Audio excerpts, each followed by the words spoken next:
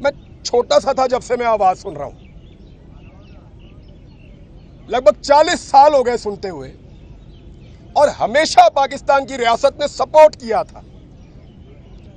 सरकारी सतह के ऊपर एहतजाज होता था, मुझे याद है अच्छी तरह, सरकारी सतह पे, चाहे आमिर हो चाहे कोई पॉलिटिकल गवर्नमेंट हो, हमेशा एहतजाज होता था।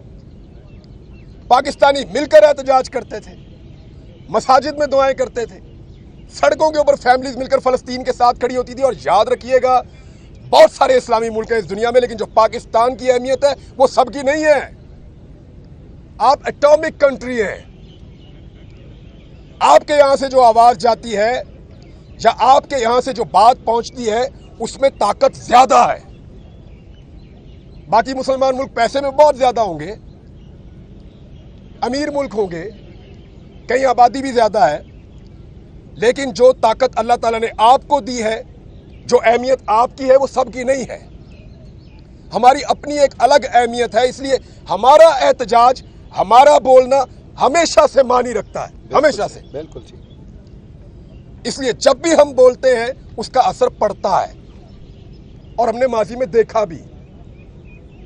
आज अक्टूबर से लेकर अब तक वो मार रहा है, क्या बेबसी हम रोक नहीं पाए? अरबों की तादाद है हमारी, वो चंद लाख लोगों को हम रोक नहीं पा रहे। हम तो थोड़े से होते थे यार, थोड़े से होते थे और सबको आगे लगाया हुआ होता था। तारीख गवाह है, सारी तारीख ये बता रही है कि मुसलमान थोड़ा भी होता था ना तो बहुत सारों का मुकाबला कर लेता था, रियासतें कांपती थी, लोग डरते थे। फर्क था गैरत का, गैरत का फर्क था। एक बच्चा मारा जाता था ना, एक खातून के साथ ज्यादती होती थी, सारे मुसलमान उठते थे। उन्हें पता था वापस आएंगे, बदला लेंगे, नहीं छोड़ेंगे। ये पूछेंगे, हिसाब मांगेंगे, जवाब मांगेंगे, ये हमारे घर तक पहुंचेंगे, ये इस केस को लड़ेंगे, ये पीछे आएंगे। गैरत होती थी। अजीब रजीम आ गया है। मैं आज पाकिस्तान टेलीविजन का डाटा चेक करवा रहा था, आपकी खबर नहीं चलती साहब वहां पे। आपको यकीन आ रहा है, अपनी जिंदगी में आपने ये दिन देखा कि पाकिस्तान टेलीविजन आपकी खबर नहीं चला रहा, आप फलस्तीन के हक में निकले हुए हैं? नहीं चल रहा साहब। टीवी चैनल्स को मना करता है। ये रजीम आ गया है इस मुल्क में। इस वक्त एक ऐसा अजीब रजीम है जिसके बारे में हमने कभी नहीं सोचा था। हमने नहीं सोचा था कि कभी ये हुकूमत ऐसी आएगी जो मना करेगी कि फलस्तीनियों के हक के लिए ना निकलो, इस्राइल के खिलाफ आवाज ना उठाओ। क्या ये रियासत तस्लीम कर चुकी है और बता नहीं रही? क्या हमने इस्राइल की बालादस्ती तस्लीम कर ली है, या हमने मान लिया कि फलस्तीनी बस अब खत्म हो जाएंगे, उनको जीने का हक अब नहीं है? लेकिन कम से कम आवाज तो उठाने दो ना, और कुछ नहीं तो दुनिया को तो बताने दो कि हम क्या चाहते हैं, इस मुल्क के लोग क्या चाहते हैं। उनकी आवाज को खबर चलती जरूर है, मैंने ये चेक किया, खबर चलती है, लेकिन फलस्तीन में क्या हुआ ये बताया जाता है, जी आज इतने शहीद हो गए, बस ये खबर चलती है। खबर ये नहीं चलती कि पाकिस्तानी इसके ऊपर क्या कह रहा है। मुझे अच्छी तरह याद है प्रोमोज बनते थे, मुझे अच्छी तरह याद है स्पेशल सेगमेंट्स होते थे, मुझे अच्छी तरह याद है स्पेशल बुलेटिन्स होते थे, ट्रांसमिशंस होती थी कश्मीर के मामले के ऊपर। साहब हो रही हैं? आपको बुला रहा है कोई? नहीं हो रहा। कोई आवाज उठाने के लिए तैयार ही नहीं है, कोई बात करने के लिए तैयार ही नहीं है। अभी जब ये कल मैं खबर पढ़ रहा था ना, दिल को अच्छा लग रहा था कि नॉर्वे ने, स्पेन ने, आयरलैंड ने फलस्तीन को तस्लीम किया, लेकिन साथ ही मेरे ख्वाब टूट गए जब मैंने मुशाहिद हुसैन सैयद को सुना कि पाकिस्तान की मिलिट्री हाई कमान वो क्या कर रही थी कि हम इसराइल को तस्लीम कर देंगे। मैं नहीं कह रहा, मुशाहिद हुसैन सैयद कह रहे हैं।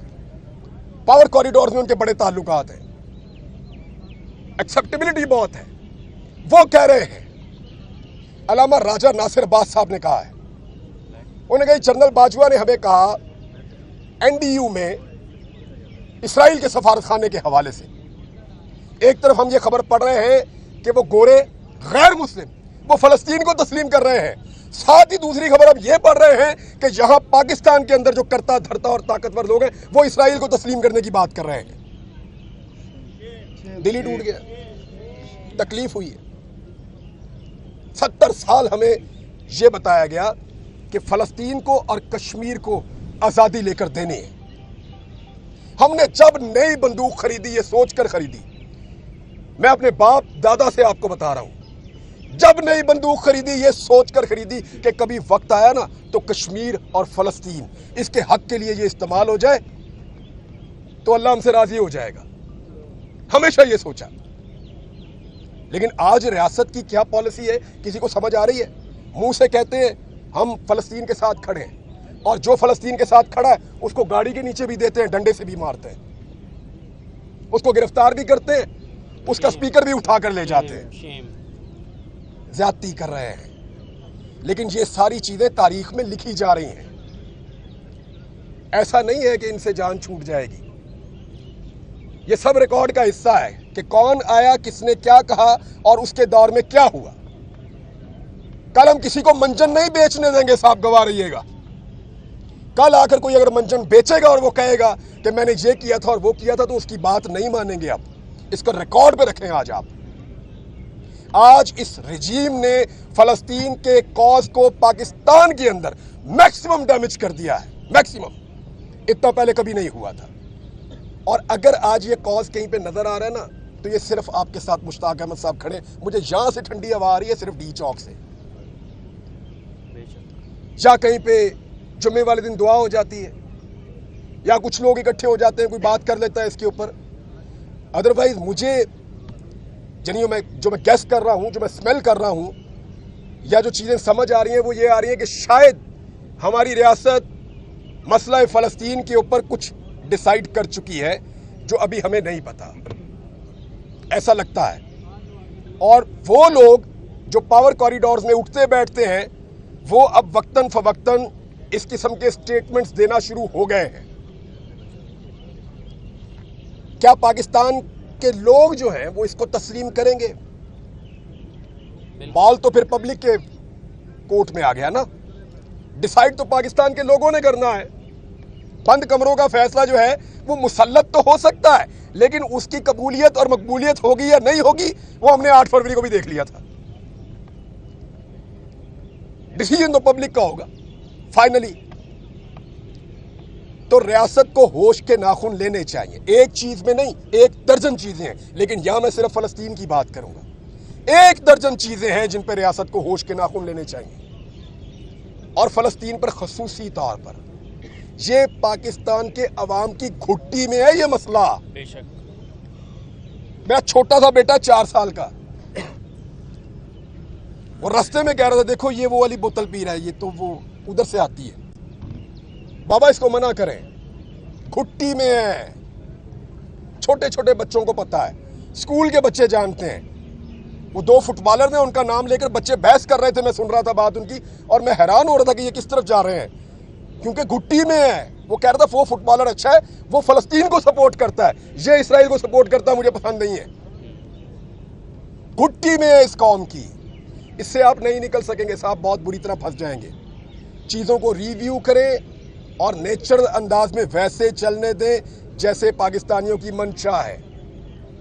और मैं मुतालबा करता हूं इस प्लेटफॉर्म से और दूसरे प्लेटफॉर्म्स पे जहां जहां मुझे मौका मिलेगा कि ये जो 2 कत्ल हुए हैं ये रायगां तो नहीं जाएंगे इंशाअल्लाह, ये अल्लाह के यहाँ कबूल है और शहीद हैं 2, लेकिन रियासत की भी कोई रिस्पॉन्सिबिलिटी होती है, कोई जिम्मेदारी होती है। उनका काम सिर्फ सियासी पॉलिटिकल पार्टीज के दफ्तरों पे या सियासतदानों पे छापे मारना नहीं रह गया। उनका काम सिर्फ नाकों पे खड़े होकर शहरियों को परेशान करना नहीं रह गया। उनकी और भी रिस्पॉन्सिबिलिटीज हैं, और भी जिम्मेदारियां हैं। इन्हें इंसाफ दीजिए, इन्हें इंसाफ दीजिए, इस कत्ल को इंसाफ दीजिए, कातिल को सजा दीजिए, ताकि आइंदा इस तरह के इक़दामात ना हो। लोग आपके ऊपर एतमाद खो रहे हैं।